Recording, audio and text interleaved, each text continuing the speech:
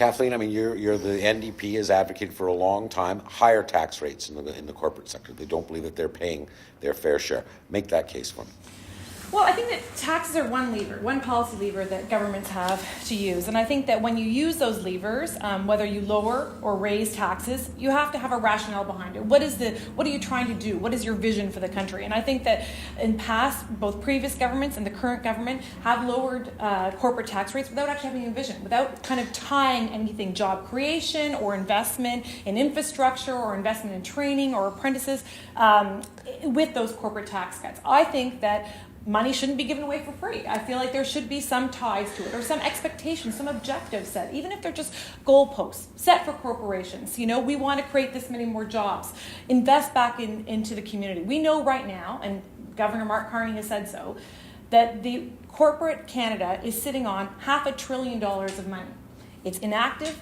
It's not being invested back in. They're keeping their profits. And at a time where income inequality is so great in our country, where we've seen the vast majority of the wealth for the last number of 20 years go to that top 10 to 1%, you know, there needs to be, you know, some action taken on taxes to make that a bit more fair. But if you tax business and you tax people, that's not making it more fair. That can make it more punitive. I think when you make the argument about corporations sitting on money, it's not simply because of taxation. In fact, it likely has nothing to do with that. It has everything to do with what happened in the global economic crisis, not managing their balance sheet properly. A 6% cut to corporate tax rates over the last number of years. Imagine if that money... They're still here operating in Canada, which is let me finish my sentence. Employ people. Imagine if that 6% cut had gone to middle-class families.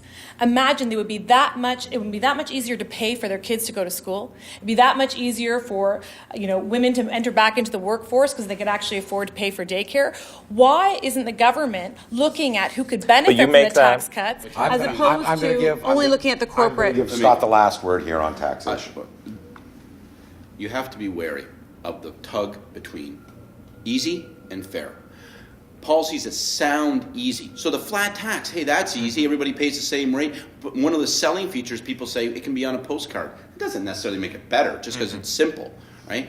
And what's fair? What's fair in terms of the distribution of income and how much government takes away, right? So whether you're talking about corporate tax rates or whether you're talking about a flat tax, I think both of those showcase this fight between easy and fair. It's easy to say, oh, well, if we just kept corporate tax rates high, we'd have more money to spend on all these positive things. But you also have to think about the perversities, the impact that these things have.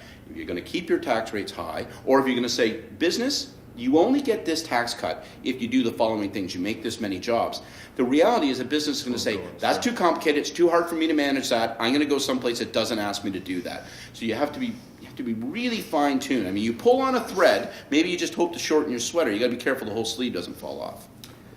That's our panel discussion on taxes.